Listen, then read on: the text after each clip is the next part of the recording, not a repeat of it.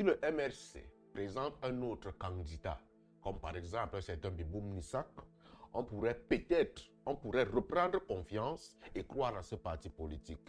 Parce que pour ceux qui étudient la politique d'une autre façon et d'une autre version, on va comprendre qu'en démocratie, pour qu'il y ait existence de la démocratie, il faudrait forcément qu'il y ait opposition. Et lorsque on a besoin d'une opposition, même l'État en place est capable de fabriquer son opposition. À ce niveau, puisque le professeur Maurice Kamto a travaillé avec le président Paul Biya, on pourrait comprendre qu'il est devenu opposant à la veille de la présidentielle. Ce qui veut dire que l'opposition a été fabriquée dès la présidence de la République. À ce moment donc, si on a besoin véritablement d'une confiance, d'une assurance que le professeur Maurice Kamto n'est pas dans une philosophie d'être l'opposant préparé et fabriqué de Paul Biya, il faudrait qu'il présente un autre candidat qui peut le remplacer, qu'on quitte directement le culte de la personne. Parce que lorsqu'on se retrouve dans un culte de la personne, oh, professeur Maurice Kamto, oh, il a fait l'école de droit, oh, il a fait ceci, oh, il a fait cela, on dirait que tous ceux qui sont derrière lui ne sont pas des têtes. On dirait que tous ceux qui sont derrière lui n'ont pas de cerveau et qui ne sont pas capables de diriger.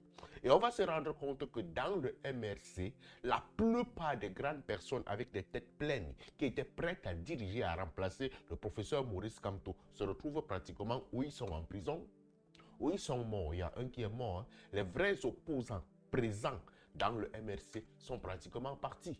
Ceux qui sont là, ils sont en prison. Mais qu'est-ce que le professeur Maurice Kamto est en train de faire pour que ces gens puissent sortir? Or, éminent avocat, reconnu international, ces vrais opposants sont en prison. On comprend, c'est la politique. Mais à un certain niveau, on va comprendre, c'est le système du Cameroun. Le système du Cameroun, c'est que quand tu es un vrai opposant, digne de ce nom, ou on finit avec toi, ou on te garde en prison. La période de Manga, on peut s'en rendre compte.